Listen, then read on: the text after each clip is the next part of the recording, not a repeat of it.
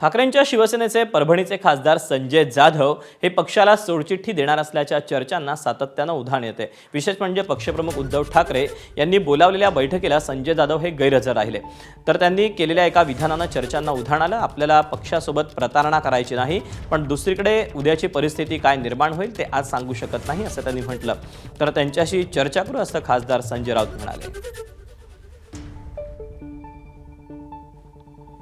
पक्षाचा आजही आदर करतो, कालही करीत होतो, उद्याही करणार। त्याच्यामुळे मी मोठा झालो, त्यांच्याशी प्रतारणा मी कधी केली नाही आणि करायची मानसिकता सुद्धा नाही। परंतु शेवटी परिस्थिती काय काय निर्माण होईल ती उद्याची आज नाही सांगू शकत। म्हणजे प्रश्नार्थक चिन्ह टाकून सोडतो। शेवटी राजकारण आता समाजकारणावर अवलंबून राहिलेलं नाही, आर्थिक निकषावर राजकारणाला मोठं आता बळ मिळालेलं आहे। हे महत्त्वाचे विधान आहे असं मी मानतच नाही। संजय बंडू जाधव हे त्यांची जी कीर्ती आहे ती एक निष्ठावंत शिवसैनिक म्हणून अनेक खासदारांचं म्हणणं पडलं की आम्ही मरतो, राबतो, कष्ट करतो, पण शेवटी ऐन निवडणुकीत जो पैशाचा पाऊस पाडला जातो त्यात मतदार वाहून जातात।